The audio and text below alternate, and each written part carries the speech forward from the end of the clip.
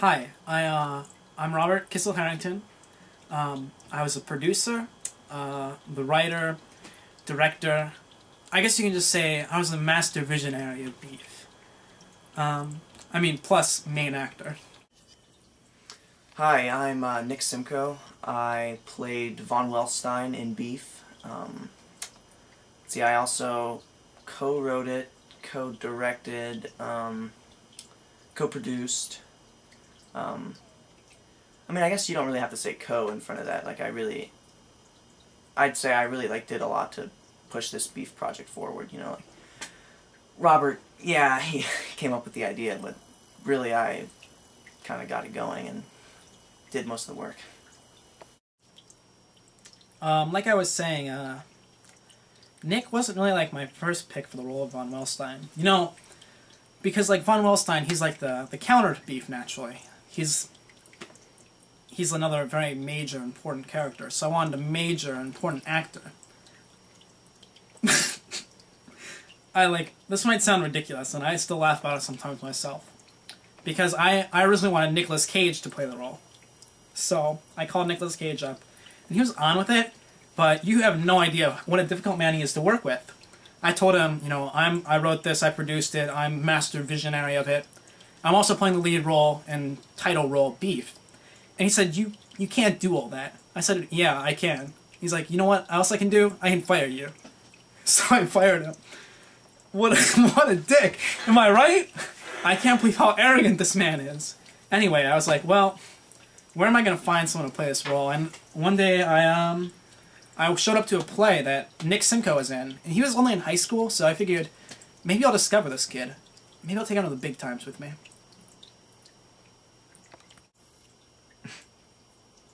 Nicolas Cage.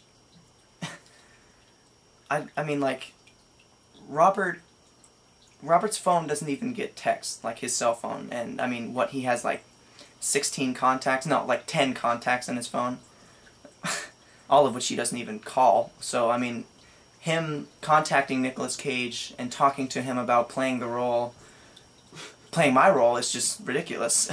I feel insulted, but, I don't know why he would say that. And, Robert's only a year ahead of me. What? I'm a junior in high school, he's a senior in high school. With his beard, it kind of likes to think he's, I don't know, 25 or 26, but he's 17. I guess I'll give you a little anecdotal story I have about when we were shooting. One day we were in the studio, right? And Samuel L. Jackson came in, and I'm sure you've heard of him. He's a famous actor, one of the best of our generation. And he saw me, and he saw me acting. He said, "You know what? You know what, son? You're not just the next Samuel L. Jackson. You're the next 4 Samuel L. Jacksons. 4." A lot of times when we were filming, we had to stop because the acting was just atrocious.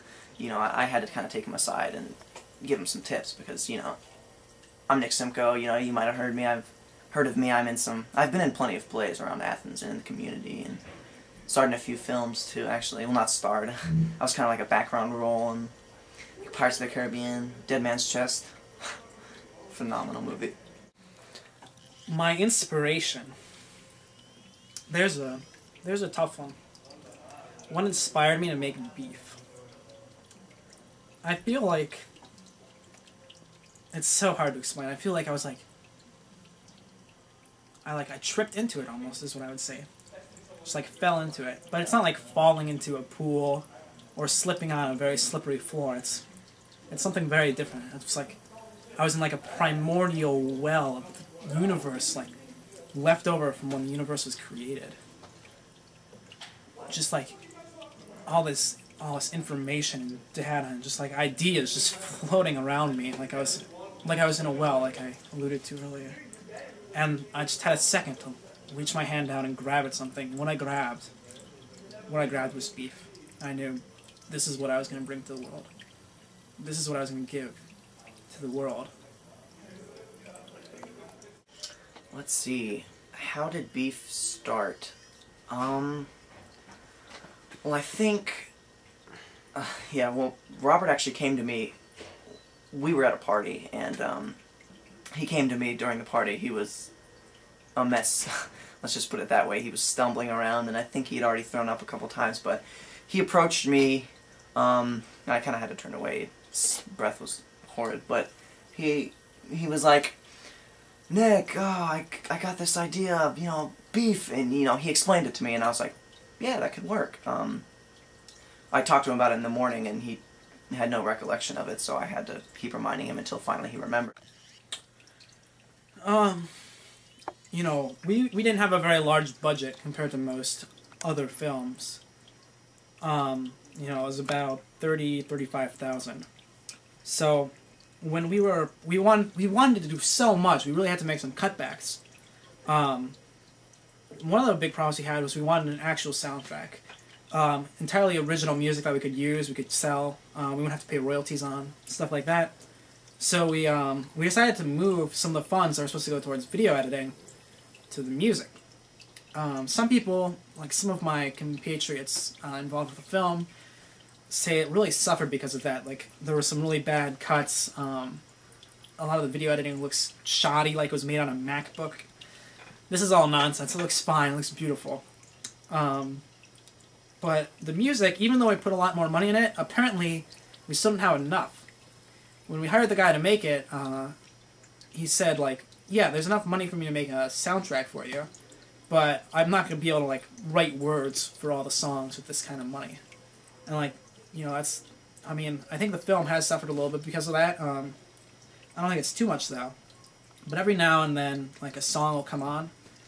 And, like, it'll be regular music and everything, but when the lyrics finally come in, it'll just be like, blah, blah, blah, blah, blah, blah. It's not even, like, real words.